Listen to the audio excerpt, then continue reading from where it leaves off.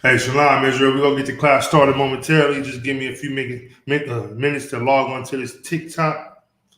Just rolling.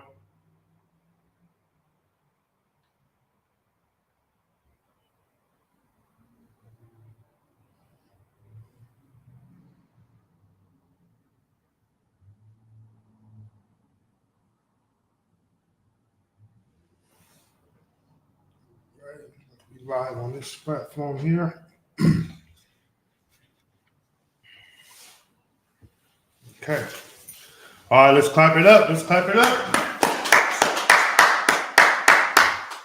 I'd like to start the class off by saying Shalom, Yahweh, Bahashim, Yahweh Shai, Barakatah to all my brothers. Barakatham, Salaki to all the brothers, and Yahweh Shamar Alatham, Bahashim, Yahweh Shai to all the sisters, man.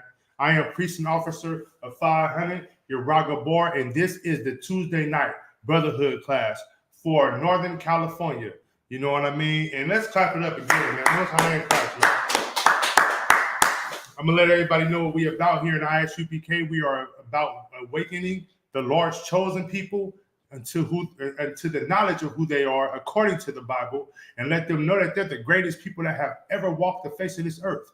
You are the chosen people of the Bible, the Israelites of the Bible. That's who you are, Black man, Hispanic man, and Native man. You know what I mean? And when I say man, I'm talking about woman as well. You guys are the chosen people of the Lord. And any other race that is not Black, Hispanic, or Native of those descents, you are the devil that the Bible speaks of. You know what I mean? And said, but you know what I mean, to get this going on. But tonight's class is the beauty of brotherhood. I got this topic from watching this Super Bowl that just passed, right? Because it's always a good thing to think about the beauty of brotherhood. Just watching that Super Bowl, I feel like I got out of that the importance of communication, the importance of working together, of being a team, of understanding how things go so you can achieve your goal. You know, at the end of the day, our goal is to make sure we get the kingdom at the end, right? All right. So my first scripture is going to be in 2 Samuel chapter 1, verse 1. All right. And we might go a few verses after verse 1. All right. Again, I'm going to start this off with honor. Honor is a big part of brotherhood. Honor is beautiful when you understand what honor is. If you have honor, it's an awesome thing to have. Now, if you don't have honor, then you can't relate to what I'm talking about, all right? But we're going to get into it because all the men in this Bible who's mentioned in this Bible as the chosen man of the Lord, they had honor, man. They knew what it was, all right? So we're going to go to 2 Samuel chapter 1, verse 1. Sis, let me know when you make it there, and we can get it in, all right?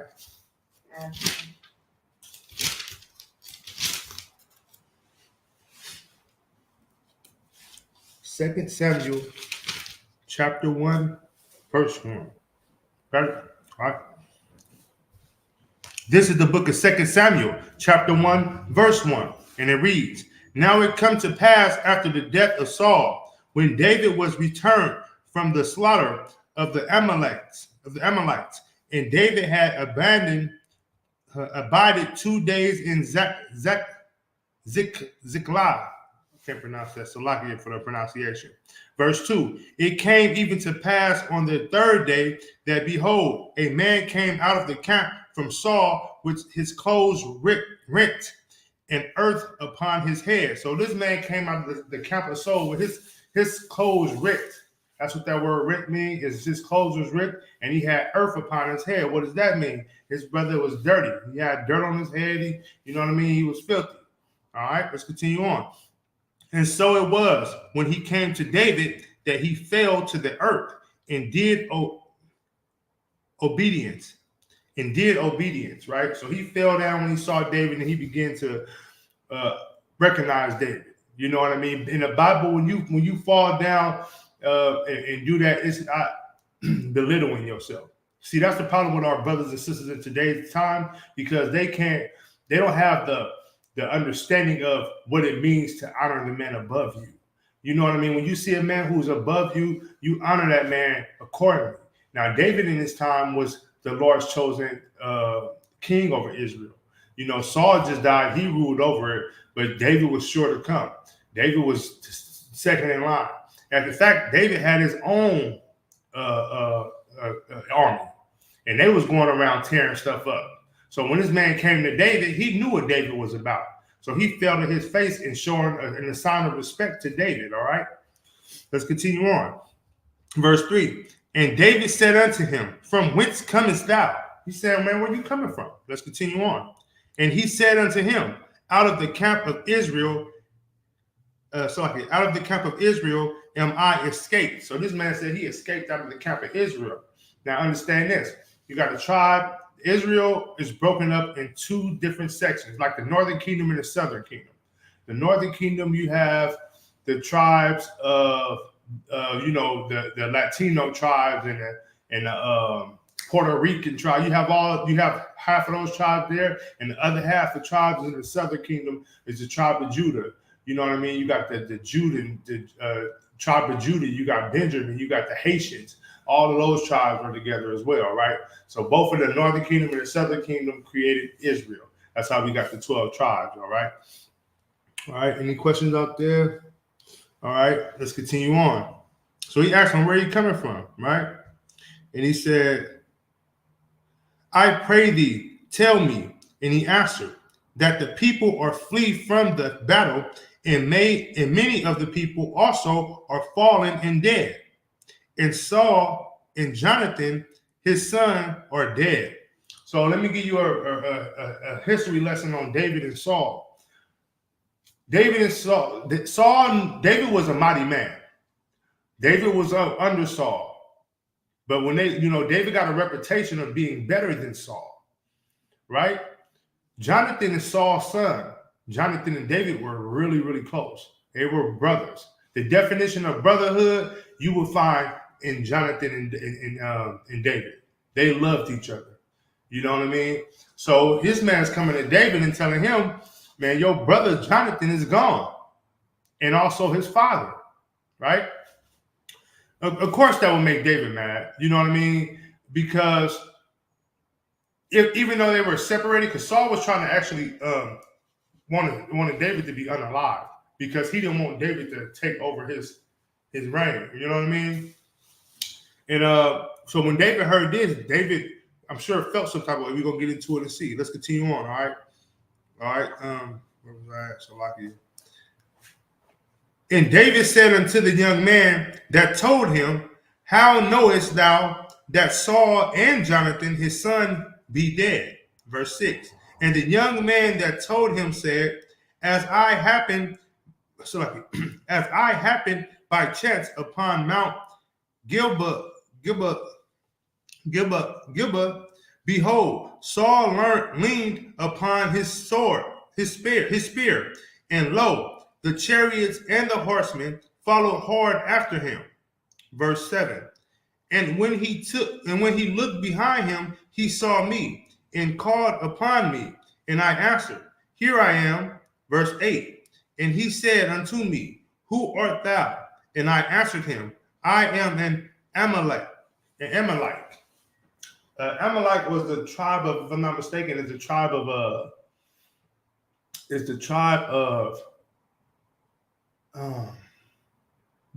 like today's time, they would be the Japanese. All right. So he said, I'm in the tribe of that. That's my tribe. Now they're not Israelites. Now you got to understand that. So he's saying, this is what he's saying. That Saul came to him and said, who are you? And he said, I'm with this tribe. So let's continue. Verse 9. He said unto me again, stand, I pray thee, upon me and slay me. For anguish is come upon me because my life is yet whole in me. So basically what he's saying, like he said, Saul told him, hey man, come over here and unalive me.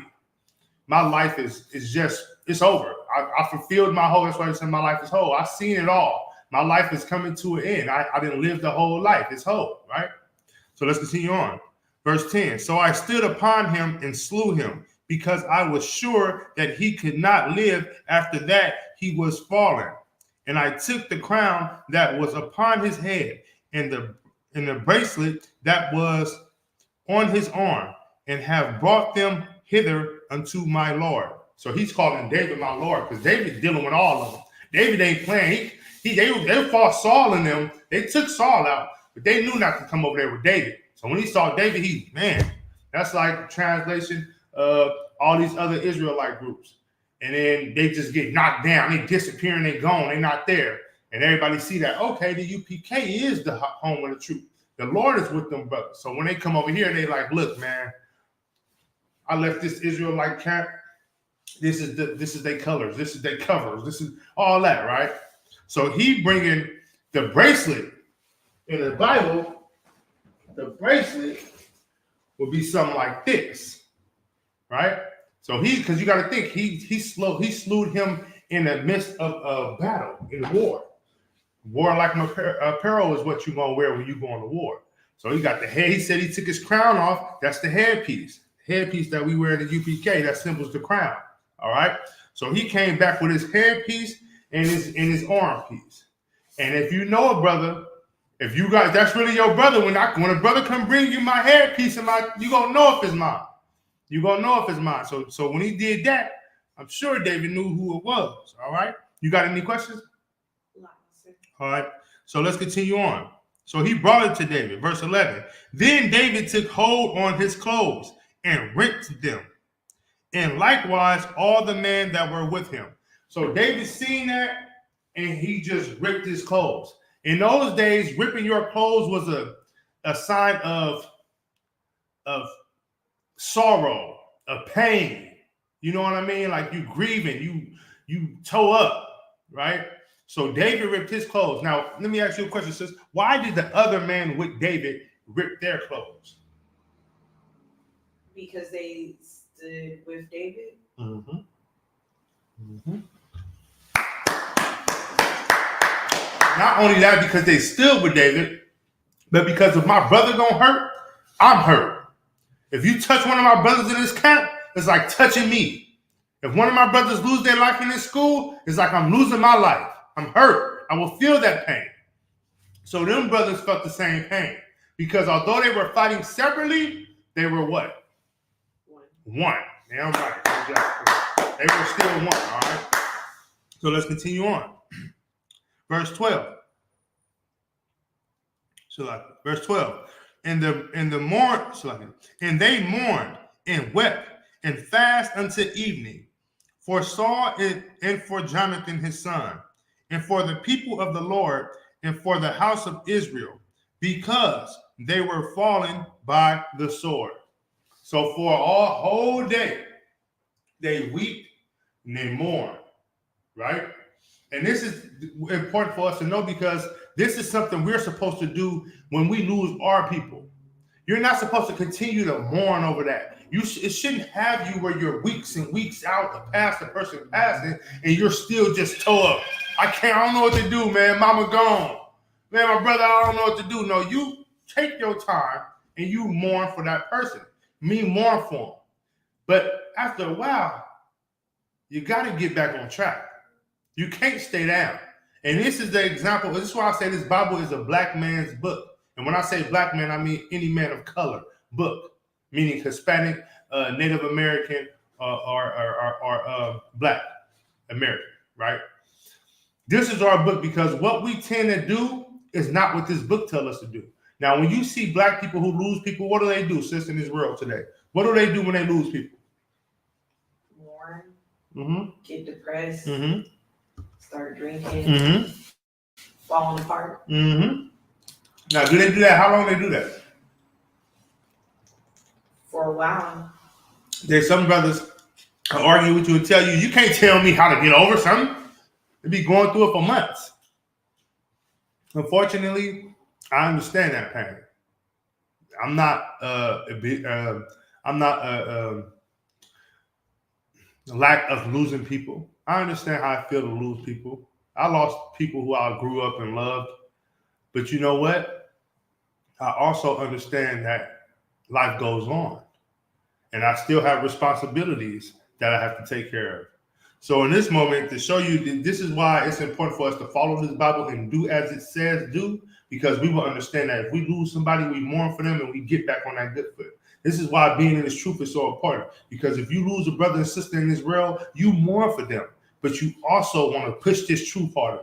You want to stand with the Lord harder, because what? It could have been you. You could have been the one gone, but you're not for a reason. So when I lose people in the world while I'm in this school, it motivates me to stay true to what I'm doing here in this school, to stay true to waking my people up, the so-called black man, Hispanic man, and Native man, and let them know who they are according to the Bible. You know what I mean? And that's my motivation. I mourn for my brothers who I lose in these streets to gun violence, because we were taught that that's what we should do. I mourn for my brothers and my sisters who I lose in these streets because I got a sister who might commit herself to being a night walker and end up getting unalived by some serial killer or something like that. I mourn for that. Whenever I see it on the news, it hurts me to the core. But I understand my job, and I can't let that hold me down or hinder me in my process of doing what the Lord said do. All right? All right, you got anything on that, sis? No, awesome. Okay, let's continue on. Verse 13. The water, sis, the water. Appreciate it. And David said unto the young man that told him, Whence art thou? And he answered, I am the son of a stranger, an Amalite, Amalite, right? So he's telling David, he's like, well, who are you? David's saying, well, who are you then? I'm a son of an Amalite. David already know. I stand on business when it comes to y'all. You know what I mean? And you telling me that you killed my brother? This is, I know, I mean, I'm gonna get into it, but that's how I be thinking. You know what I mean? David was a soldier for the Lord. You know what I mean? And the Lord needs soldiers. The scripture said the Lord is a man of war. And David was that. You want to be what the Lord said that you are. You want to be what the Lord is. When you growing up as a kid, they tell you to idolize these idols. Well, you know who my idol is? The Most High. That's my idol. You want to know who my other idol is? General. Commanding General Yahweh. All the generals, all the 7 heads. Those are my idols. When I first got into school, I was fascinated with the story of Abin Bibbins, of his zeal and of his commitment to raise his people up out of the slumps that they was in, and not continue to be controlled or puppetized by the small hat people. You know what I mean? That was just something intriguing to me. I really took hold of that. All right. Let's continue on. All right, verse 14. And David said unto him, How wast thou not afraid to stretch forth thy hand to destroy the Lord's anointed? See, so he's saying, how weren't you scared to put your hands on Saul? The Lord's anointed. You what? You weren't scared to do it? Look, and this heavy right here, y'all. I want y'all to get this. He's telling him, this is just like if a brother come to you and you know this brother stand on business, and you telling me that you gonna unalive him, even if he asks you to do it? No, you're not. You go run the other way. You go run far away from that brother, because you know what's gonna come. So he's asking him, like, you didn't fear the wrath of the Lord? You knew what was gonna come after you did that? All right, let's continue on. Verse 15. And David called one of the young men and said, Go near and fall upon him. And he smote him that he died. So what does that mean? Go. He said, go near and fall upon him. What does that mean? I would say unalive him. Mm-hmm. Mm-hmm. You fall on something, you fall on it. I'm gonna lean on it. He said, go fall on him. And he fell on him until he was unalive. Right? Let's see how many more I got. That's verse 15 here. So at the end of the day, that's honor. You got to understand, Saul didn't really care for David. He tried to unalive David, but David still loved Saul. Jonathan was David's best friend, his brother, and he loved his brother. And when he heard anybody in the street today, when they hear they op who look just like them is unalive, what they do? They go on TikTok, they go on Facebook, I'm rolling up this pack, I'm smoking this pack, I'm smoking this pack. No, that ain't honor. You know what I'm saying? What honor was seeing that that person wanted to unalive him, and numerous times David could have killed Saul. I mean, unalive Saul. Salaki, TikTok. He could have unalived him on several occasions, but he didn't. And when he found out that he was unalive, he mourned for that brother. He wept for that brother. And when he found out the person who even, and this person didn't even kill him, unalive him. So like, he ain't unalive him. He just came to David because he wanted to make peace with David because he knew David stood on business. He didn't really do it. But because he said he did it, what happened to him? He was also unalive. You can't come to me and tell me you did something to one of my brothers, regardless of how they feel about me. I know how I feel about them. I know what the Lord said I should feel for them. And when he came to him with that bogus lie and said he did that, I guarantee he wished he wouldn't have did it. So he was dealt with there. And that's how brothers and sisters need to stand here and own business in America. But since we don't do that, we are in captivity. So it's not a surprise. Everybody say, well, my spirit be stirred up when I hear people say, when we out there saying, yeah, man, this person is this, the person is devil that the Bible speak of, and they unaliving our people. We have marched for that. And you'll have an old Steve Harvey come out the spot, an old coon, and he'll be like, well, black people killing black people all day. Bro, that bothers me so much. Because if people kill their own people all the time, but when you are not of those people and you are of another race, that's called the act of war. Me and my brothers can have a problem all day. That's not an act of war. That's a conflict within our camp. But when you come from the Caucasus Mountains and you come in here and you try to slay and murder and brutalize our people for over so many years, that's an act of war. What happened when the Palestinians flew into Israel on them bikes in the air and with them choppers and kidnapped all them Israelites, so supposed Israelis, and took them away? The Palestinians could have said, well, hey, y'all over here killing each other. Y'all kill each other too. No, the Israelis said that's an act of war. And they went back and stood on business. See, that's the difference. So, just a little, giving y'all a little knowledge on what it means to have honor. Because honor is key to brotherhood. Because when you honor your brother and your sister, it creates a bond that will never be broken. And what David had for Saul and Jonathan was a bond that will never be broken. All right, let's drop that. Let's go to Deuteronomy chapter 25, verse 5. I'm going to give you another precept on honor. All right, you got something, sister? Go ahead. Okay. If I may, I kind of ran ahead where you were just at. And is there any way you can give me a better description on 18? A brother breakdown on 18? Yes, 2 Samuel chapter 1, verse 18. Okay.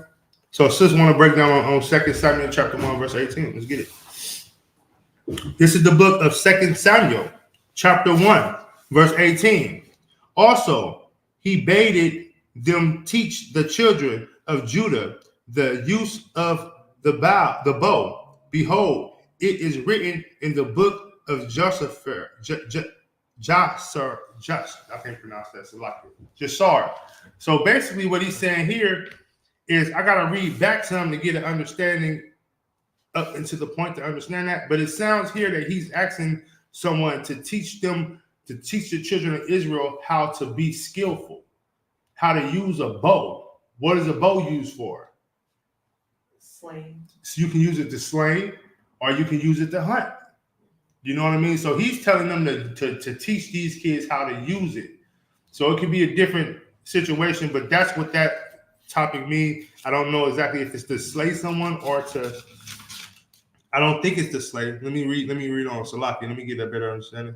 And David, this is verse 16. And David said unto him, thy blood be upon thy head, for thy mouth hath testified against thee, saying, I have slain the Lord's anointed. See there? So he came and said that. But since your mouth said that, now you got to deal with the consequences of you speaking on that. Let's go to verse 17. And David lamented with this lamentation over Saul and over Jonathan his son. So David pretty much was mourning over it. You know what I mean? Thinking about it and standing on business for it. All right, he was standing on business for it. Look up Lamentations for me. Lamentated.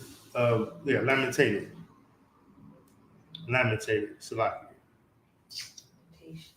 Lamentated. If you see it in the Webster dictionary, preferably.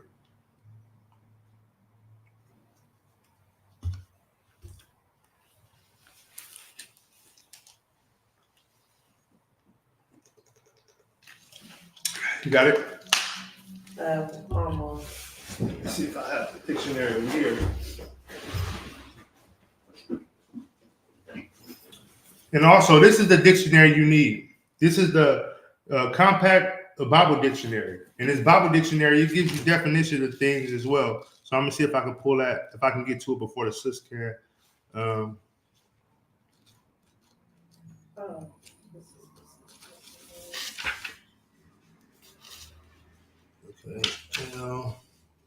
Let me know if you get to it. If I may, sir. Go ahead. It says, would you like to read it, sir? No, you go ahead. Go ahead. Okay.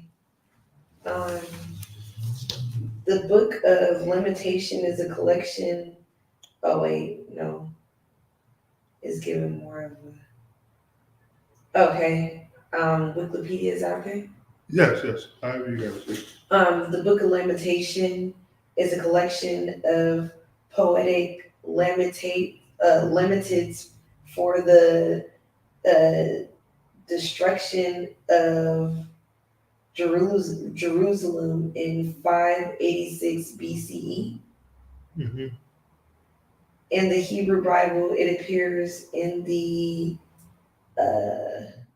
Ketuvim as one of the 5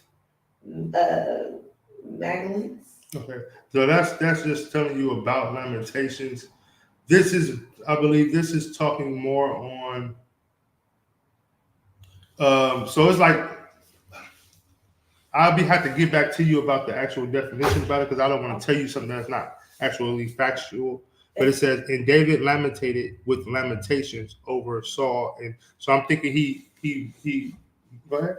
I apologize, everyone. All right. It just gave me the actual definition. Okay, yeah, that's what I mean. Okay, it says the passion expression of grief or sorrow, weeping, scenes of lamentation. Okay, so he wept, so he felt sorrow. So David, so I'm translating, and David sorrow with this sorrow over Saul. So he wept and he mourned and he basically he stood on business over behind what happened to Saul, and he did it with a passion and he felt it. Because of this pain he felt, it is not any day that went by that he wasn't feeling that pain.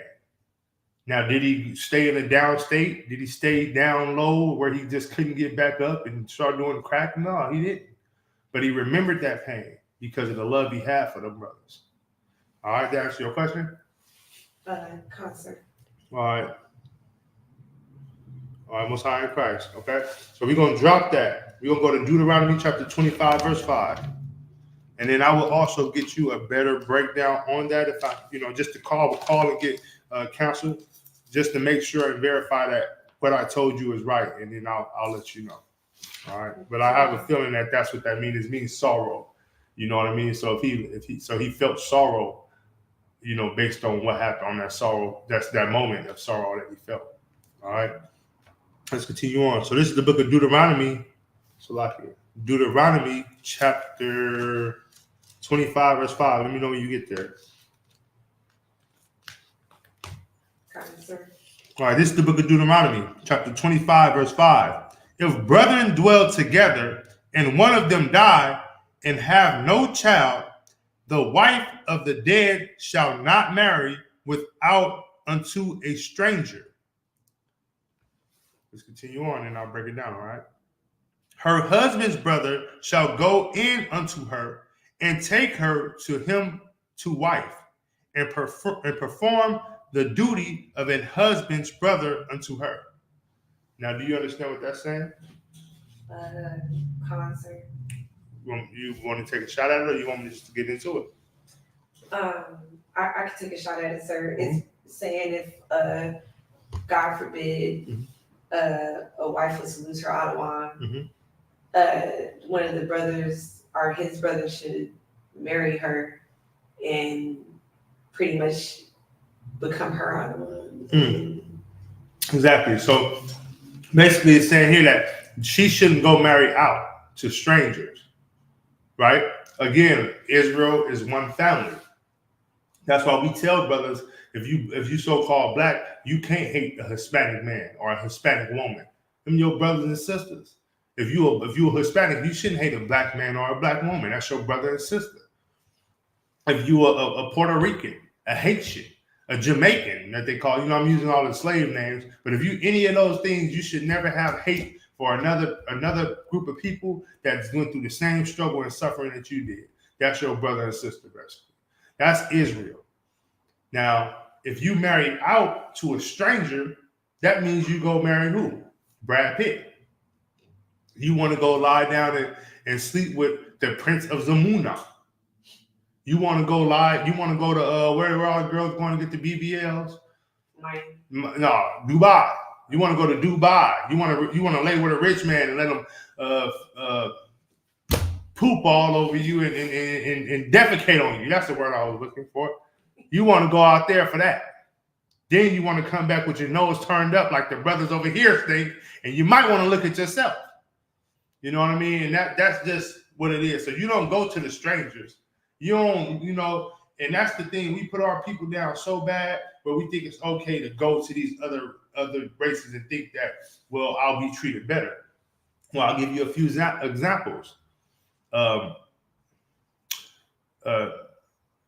Tina Turner, she left Ike. She said Ike was horrible. Even though I begged the difference. When I saw Ike and I saw a picture of Ike, I said Tina was wearing him out. That boy about as big as my thumb. But anyway, she went and married a so-called Jewish man. When she passed away, she didn't have anything, right? So what's the difference between him and Ike?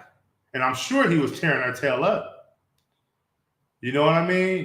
You can't go to these other people and think that they're not going to do what this black man did to you. No, you're right. They're going to do you worse.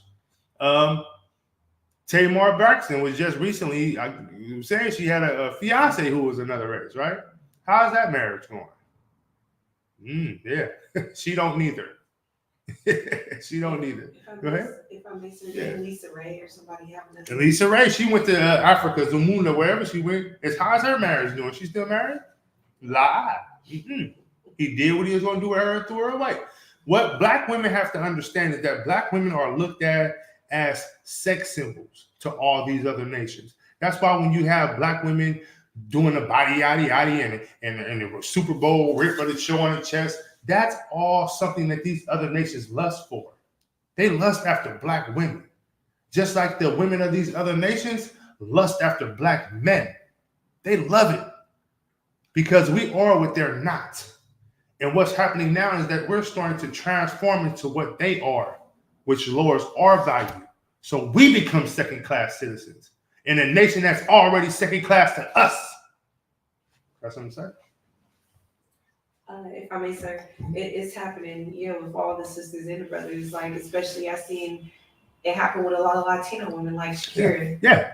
Shakira, she married some prince, if I'm correct, or something from another country. Mm-hmm. I'm not sure if they're still married. Like every single time I hear about someone marrying Janet Jackson, didn't she marry somebody? She went out. Yeah.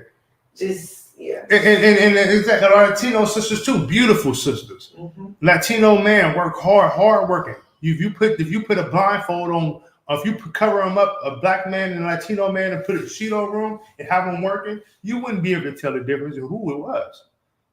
You might say that's the black man right there. It's a cart. He's Latino. Nope, wrong. And this woman is curvy and beautiful. She got to be black. And she's Puerto Rican. That's how you know. These tribes is brothers and sisters. And when we understand that, that's when we begin to stick our foot out of the bondage that we're in. You know what I mean? We won't look down on our brothers and sisters because that's what tends to happen. nowadays. Brothers and sisters look down on each other like you're better, and you're nothing better than what that person is. All right. So in this script, it's saying don't go out and marry a stranger if you lose your husband, sis, and y'all ain't had no kids. Don't go give him the chance to have a kid with you. You are royalty. You're royalty. You might not have you don't need a crown on your head to be royalty, sis. How you conduct yourself is everything to man. That's what women don't know. How you conduct yourself is everything to a man. You ain't got to have all the curves or the prettiest face. If you are a righteous woman and conduct yourself so, you will have a righteous man. Guaranteed. If you put your faith into looks, into finances, then now you're watering yourself down. All right, so let's continue on. And perform the duty of a husband, brother unto her. And it shall be that the firstborn which she breathed shall succeed in the name of the brother which is dead, that his name be not put out of Israel. So if a sister brother died, or husband died, they didn't have any kids. Only if they didn't have any kids, she would go and she would become a wife of another brother, and they will have kids, right? Say they have kids. Now that brother is going to make sure that that kid name is the name of the brother who passed away, so he can live on. It's not how it is today, where if you go, you lose a husband and you go get with another brother in the streets and he hated your man guts, and you go be with him and you say, I want to name this baby Tyrone because Tyrone passed away. He would knock the taste out your mouth and put it back in because he didn't like Tyrone.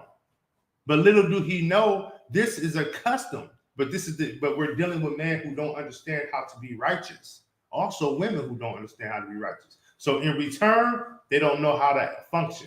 They don't know how to act. So that's why the UPK is so important, because coming in here, you begin to be grounded again in the Lord's law, statutes, and commandments. You begin to understand the knowledge of how you should conduct yourself as a woman. You begin to get the knowledge of how you should conduct yourself as a man in this truth, or just serving the Lord. All right. So we're going to drop that. All right. So we're going to we'll go to one more. So that's a level of honor. So that's honor, another level of honor, and awesome brotherhood. When I say brotherhood, I mean sisterhood as well. That's another level of honor, because that's a woman honoring her husband, or her late husband that they weren't able to build. And that's also a brother coming in, taking on the responsibility and honoring his brother that is no longer alive. All right. So let's go. We'll get one more honor. Let's go to John chapter 14, verse 15.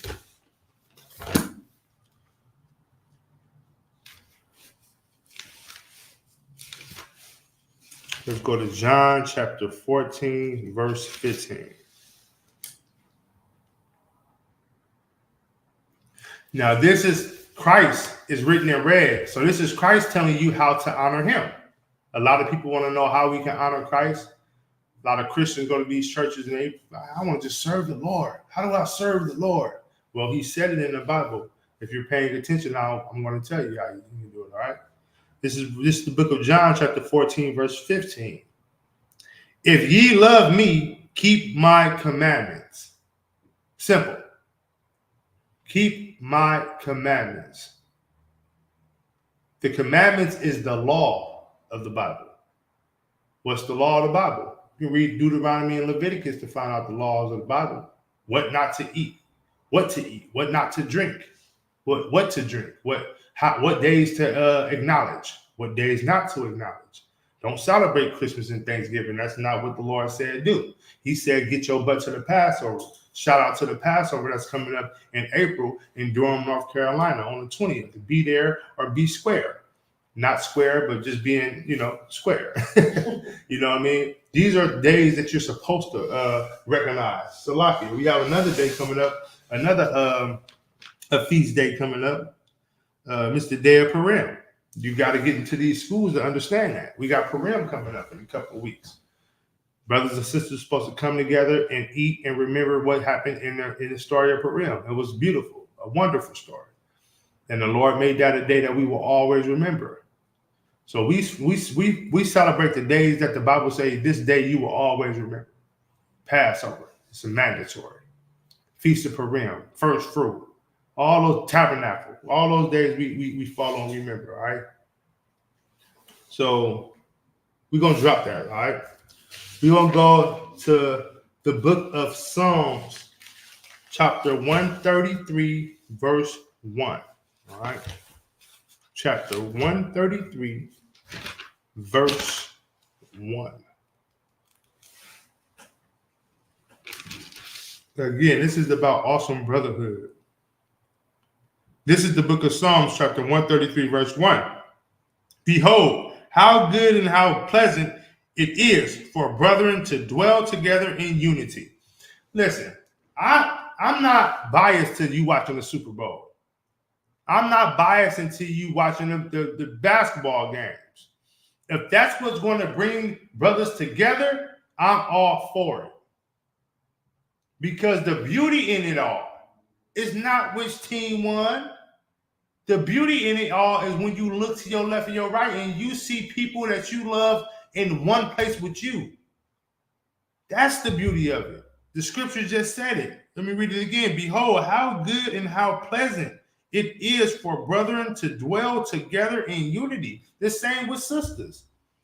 How beautiful and pleasant it is for sisters to get here every Thursday night to dwell together in these classes, to be together. That's beautiful in the eyes of the Lord, man. That's beautiful. You begin to grow real bonds together. You can't grow a bond when you go to the nightclub. I pray you understand that. That's a different type of dwelling. That's a different coming together. In fact, them people in there, they're not coming together. They're coming for a good time. That don't mean they're coming together. They're not spending time socializing, and half of the dudes in the club is mugging the other dudes, and the women is mugging the other women. So it's not a place of unity. But when you come somewhere sincerely of a place of unity, that's what the Lord loves. All right, verse 2. It is like the precious ointment upon the head that ran down upon the beard, even Aaron's beard. Aaron is the brother of Moses.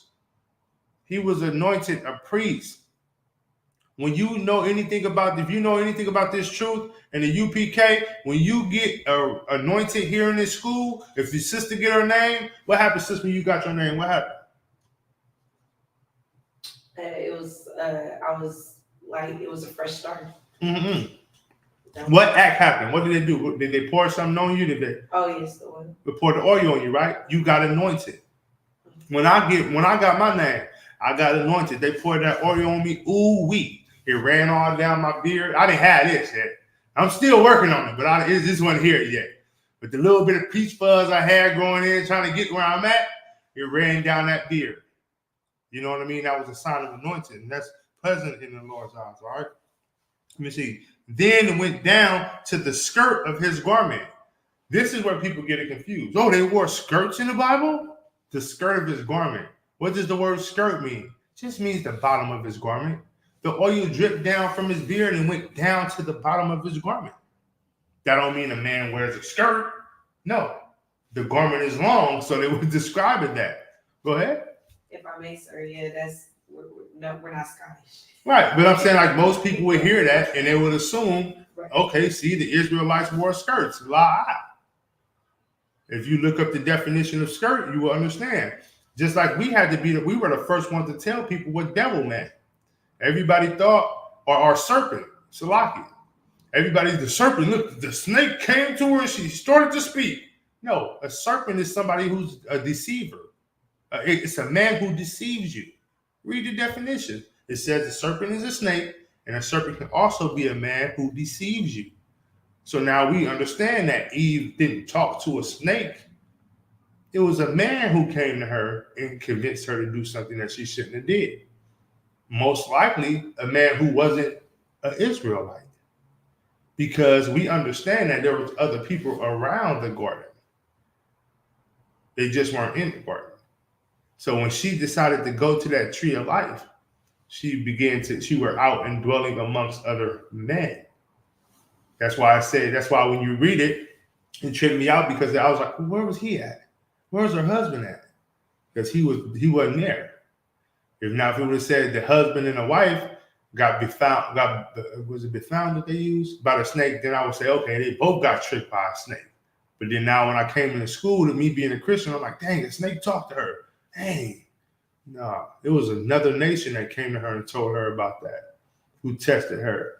Because these other nations got the spirit of the devil on them. They want to do wickedness. And then we wonder why we can't do it. You'll see another nation do something to you, be like, oh, I want to do that. I want to rob banks. I want to be like the mafia. No, you don't. We got rappers who name themselves Don Corleone, and they name themselves after these Italians in hopes that they can get the reputation that they have. But you don't want that reputation. That's not you. So whatever they did to get their reputation and they think they're standing on business, no, you finna die. You go get unalive. Like Gotti? Yeah, like Gotti, exactly. What happened to Irv Gotti? Lost everything. Lost Murder Inc. was gone. Everything he ever had. They have that fact. Ashanti was selling her records to giving them away. You know what I mean? Like, it's serious. We can't be like these people. You know what I mean? We have to be who we are according to the Lord. All right. What else we got? Okay, let's go to John chapter 15, verse 12. My Psalms. Let's go to John chapter 15, verse 12. Can I get a time check, sis? Sure. Concert 8:16. Okay.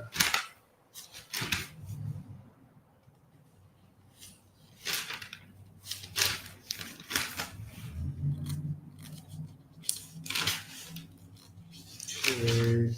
John chapter 15, verse 12.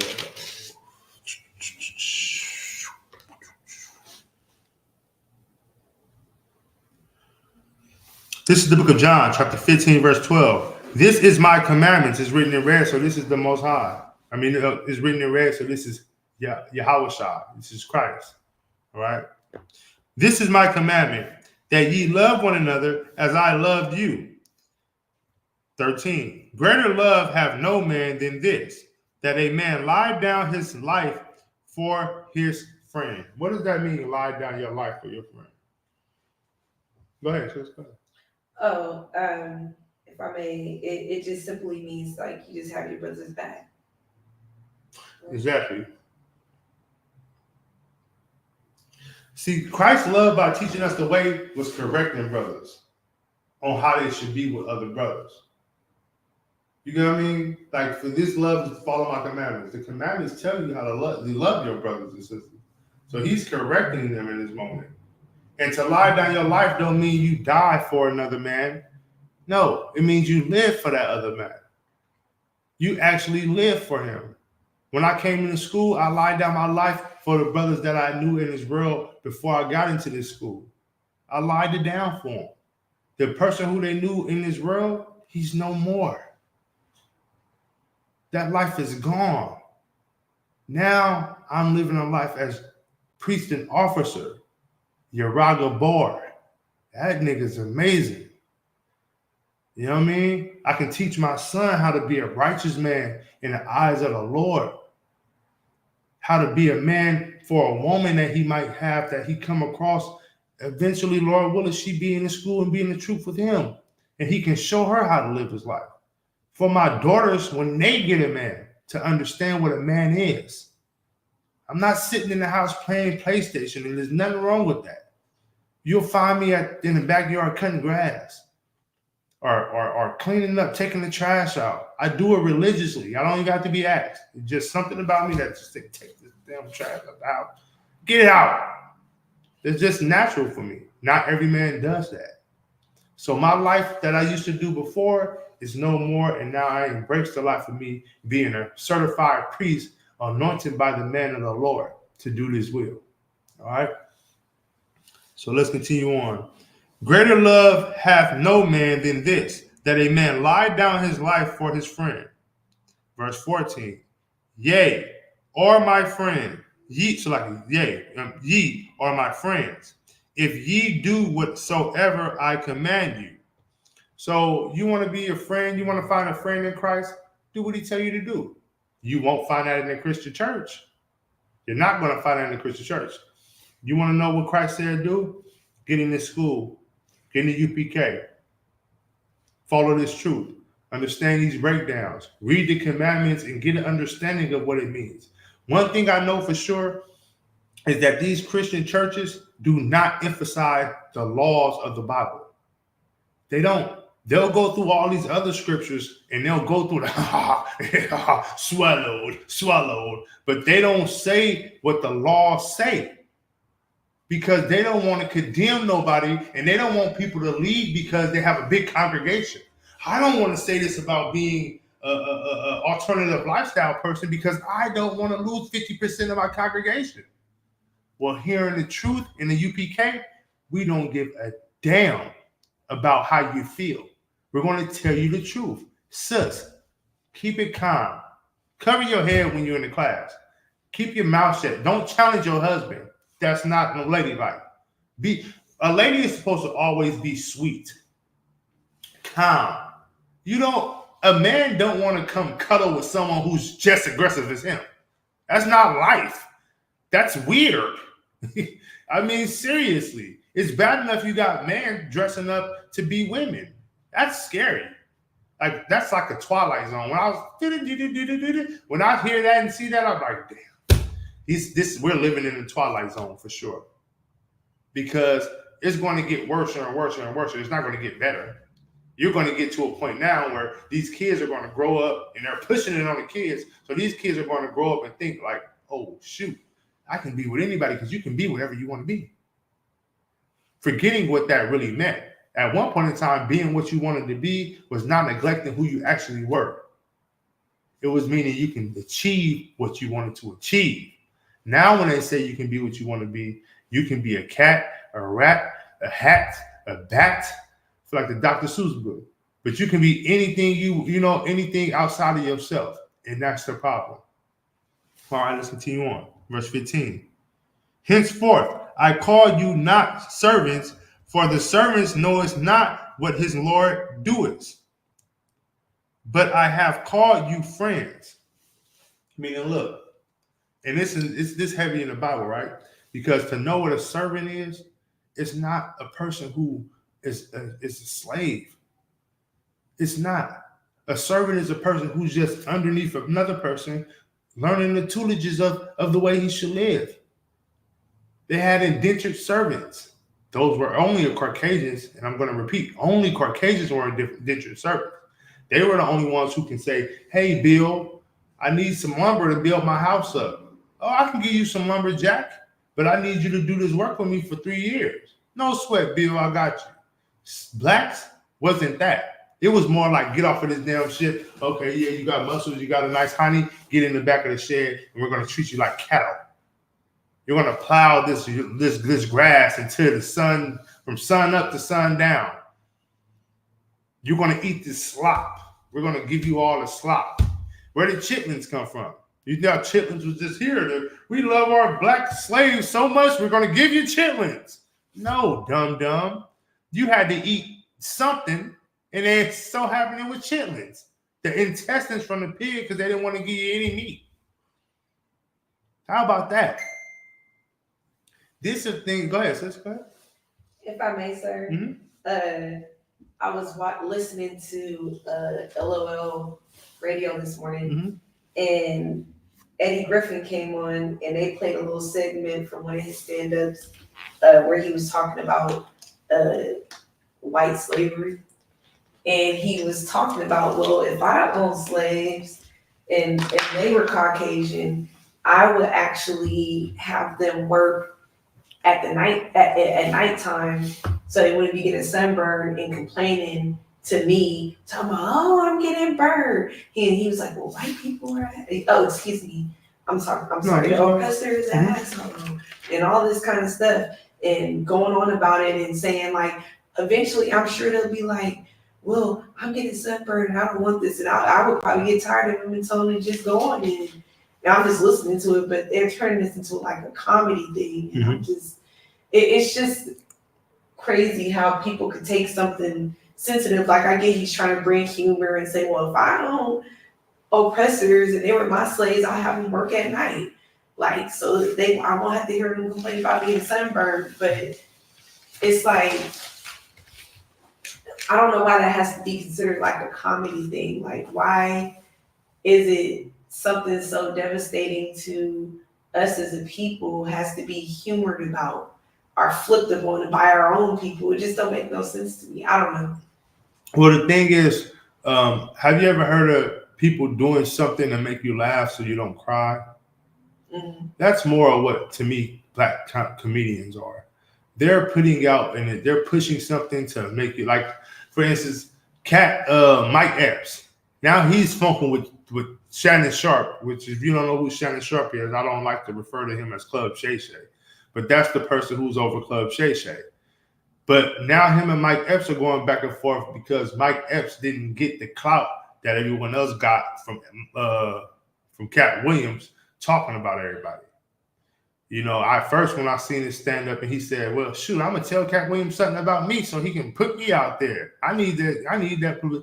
I thought he was being funny, like literally like joking.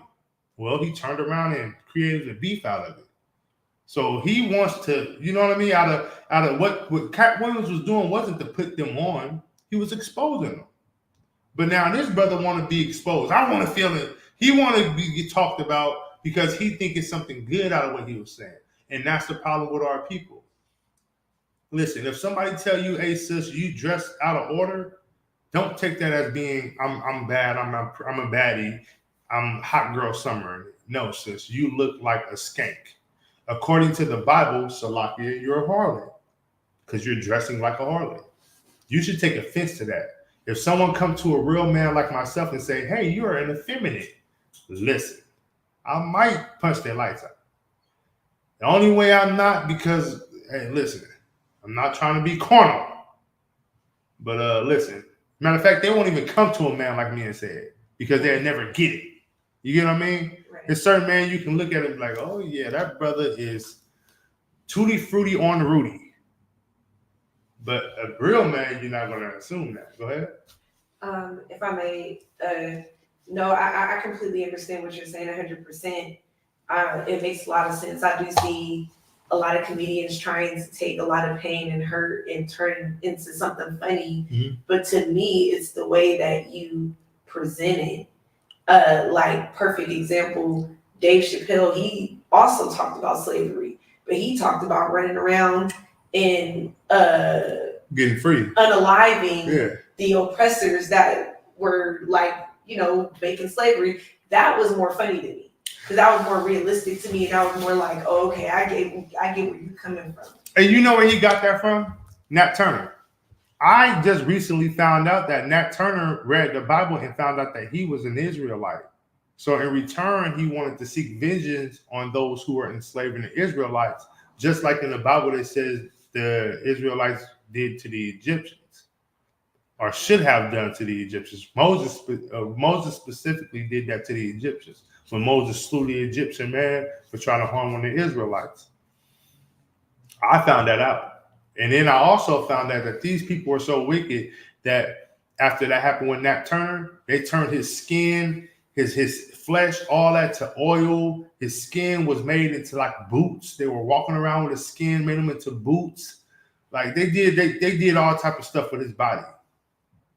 And then they made it to where if you were a slave trying to read the Bible, it will burn your eyes out. So if you ever got caught reading the Bible, it will burn your eyes out so you couldn't see to read anything. You know what I mean? Now, if you get God loves everyone out of that, I don't know what else to say. You know what I mean? Like it is what it is. Just like the picture of the doll you showed me, American's Dream, a Caucasian doll. Is that truly American's Dream? I believe it is. Because you see our people going to get skin, want to lighten your skin. You want to get the big Botox. Little Kim was so beautiful as Little Kim. She wasn't in the truth. So you know what I'm saying? But once she became whoever she is now, I was like, horrible. Like, gosh, Nicki Minaj to me is beautiful. in her own way. She got a few fake parts, but how far would she be in 10 years, 20 years, 30 years? Will she be recognizable? Megan Thee Stallion, perfect example, because that's how they all start. They start pure and beautiful and like nice the way they are. 20, 30, 40 years down the line, it changes. And those are things that we embrace because we inherited it from the oppressor. And they're sitting back wanting to be more like you. They want to wear your cornrows. They want to go exercise more and keep themselves in shape because they want to be like you. You think these other race women want to run around with a Latino man and a black man because that's their choice of man? No, that's their choice of man because they want to be like you. They want to feel what it feels like to be with a real man. That's why and then in return, their man know that. So guess what they're doing to our man? Demasculating them, making them more feminine, making them soft. Oh, it's okay. You can be what you want to be. You can switch here. We'll help you pay your insurance to cover your boob jobs, but it won't cover your broken leg. Like, it's so much that we don't pay attention to that's out in the open. Like the show last night. Like the show last night, exactly. You know what I mean? And then the police are just there to keep any brother in order or in line. So when you go get with that blonde-haired woman, you know, and you think that it's all sweet, and I can argue with her because she my rib, soon as she pick up that phone and call the police, you're going to jail for domestic violence, even if you didn't put your hands on her. Why is that? Because she's who she is. It's protection for the complexion. If a black woman calls on them, they might take you if you see she bruised up. If it's just an argument, they'll say, oh, it's just an argument. It's a conflict. We just go your way, she go her way. But any other way, it's a problem. You're going to jail. Right. If I may, especially when it comes to an oppressor unaliving black individuals. Exactly. Just like what we saw last night on that show we were watching. And, exactly. You know, and then it's even worse because at the end of that show, they found out that the mother actually and the father actually tampered with some of the evidence that was on the computer and the text messages to get rid of the stuff, and they ended up going to jail. Wow. They got a felony charge because she ended up calling the mom. I just stabbed my boyfriend. What should I do? She said, call the police, but listen to what I said. So we was right when we were watching that she coached her. She coached her and tried to delete the evidence, and they had the copy of the original evidence and found out that she tampered with it, and her husband went to jail. They're in jail now, including her. But see, and that's nothing new. Yep. There's nothing new under the sun when it comes down to these people. That's why we tell you in the UPK that you are a special people and we have to separate. We're not a racist group. We're just a group who love our people, right? We love our people. We're not going out and unaliving anybody. We're not going out causing harm to anyone. It's not a benefit for us to do that. What's benefiting us is when we tell our people to separate from the people and we see the growth in our people when they do. That's a benefit. When we see all these little kids, black kids and brown kids running around in unity playing and calling each other brother with their arms around their neck and taking flicks. That's what we get out of that. We're not a hate group. We're a love group. But the difference is that the meaning of love to us and the meaning to the world is two different things. The meaning of the world saying love is it's Usher being with Alicia Keys. That's love to them. We say love is Alicia Keys being on stage with Usher, but keeping it professional because that's what love is. Because she has a husband who can do that. If that's something that's important to be seen, bring her husband on stage and let him do that. That's love. That Usher calling him up and singing on the side of her with him hugging his wife is love to me. I would have been like, Most High in Christ, bring it back. That's what I would have said. Not him, with him ripping his blouse off of all the brothers was like, this nigga's naked. And all the brothers in the whole thing, I was like, man, we all turn the same way. Nope, we don't want to see that because there's no need for it. Why do we always have to be the sex symbol of everything? Why do we always have to be the the shimmy to everything. Why? I can't wait to see them put Taylor Swift down on the stage. Let me see her later. Somebody grind on her. That ain't happening. That ain't happening. Not allowed to touch her. No. I mean, she'll have somebody that's probably doing all this popping and stuff to the side, but he ain't behind her like Usher was with Alicia Keys. That was out of order. Go ahead. If I may, sir, what you just said is so heavy because there was a news article a couple of years back where she fired and actually sued, Taylor Swift fired and actually sued. It was like a producer or somebody she was working with because when they walked by her, they groped her a little bit and touched her a little bit. So she made a big deal about it and he ended up losing his job and everything because it was like he touched her. She didn't like it. Yeah. But a black woman can deal with that stuff every day. Right. Black women, you guys are, to me, black women are the strongest creatures besides black men. Because black women deal with so much at the workplace, discrimination, just being picked on, taken advantage of, used. You know what I mean? You guys deal with more than any other race of women ever deal with. And they wonder why black women are so strong. You know, because they're like, damn, we took the black man out of the household and these women are still strong. These women, they don't have the man that they need to keep them strong. We took the man out the house and they're still strong. Although they're destroying them by doing that because they're making the black woman feel like she can be the man. That's why when you see anybody out there on Father's Day saying, yeah, I'm the mama and the father, tell her to stop it. Tell her to stop it. Because that's one thing she would never be is the mother and the father. All she can be is the mother. In fact, taking the father out of the household is why we have so many blacks, Hispanics, and natives living alternative lifestyles today. It's why we have so many black men with mother issues, because she took the father out the house to show this black boy how to deal with the issues. Go ahead. And if I may, what you're saying is so heavy because I've heard it for myself so many times where a black woman will be like, I'm your mom. You know, I gave birth to you. I did this, and anything that's pertaining to the father is just X'd out. Right. So now the kid is believing no, my mom brought me here. Like, what are you talking about? What do you have to do with this? Like, I've seen that so many times. Yeah, that's how it goes, though. That's unfortunate because that's the way this society is. So when we pull ourselves out of this society, we don't have to move out to pull out. That's the thing. We say we don't want to be a part of America. They say, go back to Africa. No, we're not. We're going to stay here and just not be a part of your bull crap. That's why I don't vote. It's not important to me to vote. Oh, well, you're going to let somebody get in the office and they're going to do, look, what are they going to do that's different? If it happens, it happens. Because at the end of the day, all I see is they're getting black votes and they're not doing anything. They're laughing at black people.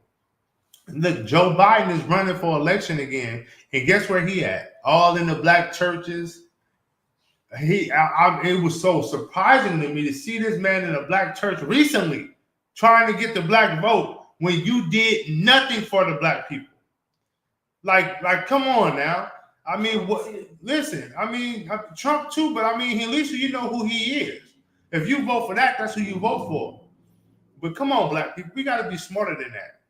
Like, that's the thing. This is why it's important to separate from these people. You know what I mean? They brought a bunch of Latino, and I'm getting far off from my class topic, so lock it. They brought a bunch of Latino brothers and sisters into Chicago.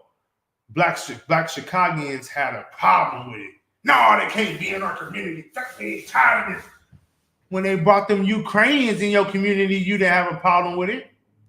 They brought a bunch of Ukrainians in. And that's how you know America is racist. America opened the border for the Ukrainians. Send them in. Pick a way. Pick any way you want to go. When our brothers from Haiti came over here because they was dealing with the issues over there, they turned them away. And the only people that was there to support them and feed them and clothe them was the brothers here in the ISUPK under Commander General Yohana. We were the only ones there at the border feeding our brothers and sisters. We were the only ones there. No other Israelite groups dared to set foot on that soil. Terrified to deal with real men and women who need something. Well, we did it. Thank you to Commander General Yohana. Thank Commander General Yohana. Brothers and sisters over there from can't think of the native place they came from. Salvadoria. And anyway, a bunch of our brothers, Latino brothers and sisters coming across the border. They ended up in New York. I guess they were shipped there from Texas. Guess who met them at the gate?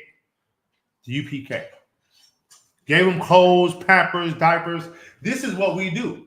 This is why it's important for the world to understand what we do and support the truth. Well, I'm not asking you to get in it because we want real men here. We want soldiers here, but you can support it. There was people in the black movement, Martin Luther King and all that movement. They weren't a part of their movement, but they supported it, which made them strong, which gave them a voice. We'll support this truth. Let us get a voice. Let us speak for black people. Let us speak for Hispanic people. Let us speak for Native people, because that's when you will see the change. You don't have a voice. You can't think a politician is going to speak for you.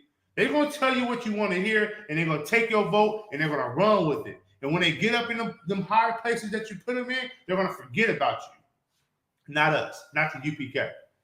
Not the UPK. Pray you understand that. Let me get back to my topic. Went overboard a little bit, but this is the book of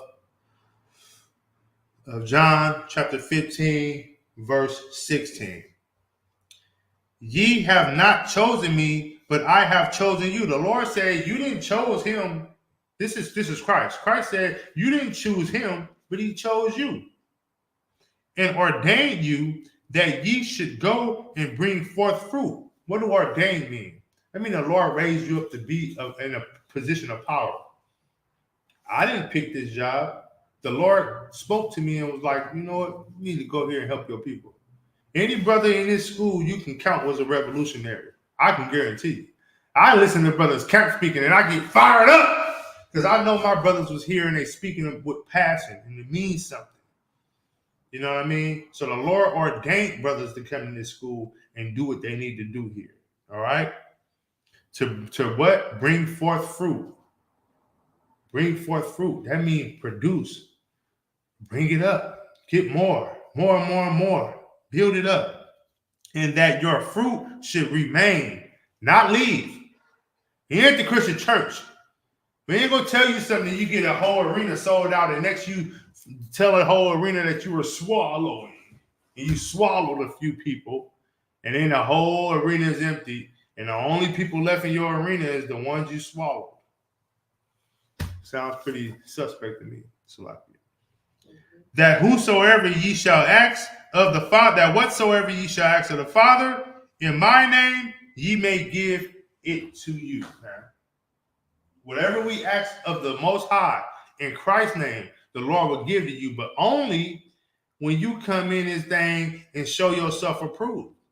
That's why we've been crying for years and suffering and struggling for years. And it's like, do the Lord hear my voice? Yeah, he hear your voice. But it's not your voice that gets him to move. It's your action. It's what you're doing. Are you following them laws, statutes, and commandments? Are you doing what he say do? Are you acknowledging the Sabbath? Are you covering your head up, sis? Do you accept the fact that your husband can have more than one wife? Oh, you don't? Will you live with it? Can you deal with it? Do you follow my word? Do you believe my word? Do you believe that you can't be a harlot in the streets? Brother, do you believe you can't sell drugs to your people? Sorry, brother, a man can't lay with mankind. Deuteronomy said that. Woman can't lay with womankind. Deuteronomy even told you that a man can't lay with a dog. We. Oral Pressure didn't hear that part, but he believes in the Bible. Him and Buckwheat be getting it on in the back of the shed. He don't even sleep with his wife no more. But he want black people to do it. He wants you to adapt his ways. Man, man. Embrace everything the Lord say. Do everything the Lord say do. This is where your blessing come in at. Let's change the narrative, people. All right? Let's continue on. What was that? Verse 15? Verse 16? Verse 17. These things I command you that ye love one another. There we go again. Now we love one another. It's not saying love everybody on the earth. This book was written for Israelites. So if you're an Israelite, the Lord is saying love one another. If you're not an Israelite, he's not even talking to you. The Lord don't care to look. The Lord said you are like spittle in a bucket. He counts you as spittle in a bucket. What's spittle? Spit. The Lord ain't coming for you. The Lord is not coming for you. That's why they're giving you different pictures of who Christ was. They want to paint Christ in their image so you can feel like you got to love them. In reality, Christ was a black man. Pray you understand that.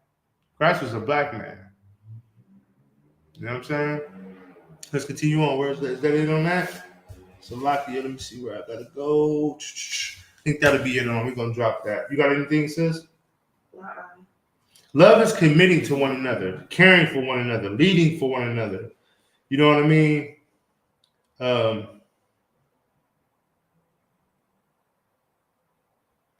Let me actually show you what love is according to the Bible. Let's go to love. What love really means. Let's go to 1 John chapter 5, verse 3. 1 John chapter 5, verse 3. Love is so much more than, like, people say I love you. They don't even know what that means. They don't know what I love you mean. I'm telling you, they don't know. Because you have a woman who tells a man, I love you, baby, I will never leave you. And as soon as that man do something she don't agree on, pum. Pum is the fastest word. When you hear a nigga say pum, it's like, when you hear somebody say pum, that's faster than anything in the world. Like, that's faster than, he was out of there. He was going fast. Like, pum, when somebody say pum, that's like that brother was, he's shot. You know what I mean? And that's what it is. People say they love you, and that's what destroys our people. That's really what hurt our people, man. People who say they love you and they don't show you the love. And then a lot of people, when they in their moment of depression, they say, well, you said you love me, but you weren't there for me. People know what love means, to be there for them. But I say, follow the law, statutes, and the commandments, and love me. Love me while I love you. Because I'm following these commandments because I know what love is. So love me as I love you. Which means what? You follow the commandments too. This following being in the truth is not grievous. It's not hard. All right? This is the book of 1 John chapter 5, verse 3. You got it, sis? Sorry, sir. 1 John chapter 5, verse 3. Salah. For this is the love of God, that we keep his commandments, and his commandments are not grievous. I just said it. His commandments ain't grievous. They're not grievous. What do grievous mean? They're not hard, man. Easy to do. Easy to do. You know the hardest commandment for us to follow is to love one another. That's the hardest commandment. Like, literally, you can stop eating whatever you want to eat. And our people have a problem with that. When you say, hey, sis, don't be eating that shrimp, your box will smell just like that shrimp. Yeah, I mean, they still eat the shrimp. Box smelling like crab and shrimp. They're going to tear it up. You know what I mean? But you got some people who will say, all right, I'm going to eat that. You got some people you say, hey, brother, you know, the Sabbath ain't Sunday, it's Saturday. All right, I can accept that. You know, you can't sleep around with loose women in the streets. You got to be a righteous man. All right, I can get that up. Oh, yeah, and you got to love all your people. Oh, I can't do that. I can't do this. Brother across the street made me mad. I'm ready to kill him. Like, you know, that's the problem. And when they say all your people, you think of what? The world. No, you think of the people who look like you. When in reality, your people consist of 12 tribes. They all look different. Tell them that you got to love your people, and then tell them that their people is loving a Hispanic man. Tell them that loving their people is loving a Haitian, loving a Jamaican, loving a black man, loving a Puerto Rican. Then you lose them. And that's the problem with us, man. All right? And Salakia, you know what I mean? I kind of got off my topic, but just want to bring those things out. Again, support this truth. Pay your tithes, man. I'm Priest and Officer Uraga Bar. This is the ISUPK, Northern California. I would like to end this class with saying Yahweh Bahashem Yahweh Shabarakathum to all the brothers, and Yahweh Shamor Alathum Bahashem Yahweh Shah to all the sisters. Tune in tomorrow. We got Wednesday night law class. The common mind. Oakland Israelites. Any donations is accepted. Cash App, ISUPK Northern Cal. You know what I mean? Leave a message. We'll reach out to you. We talk back. Any questions, please participate in it. We'll get to your questions. With that, shalom.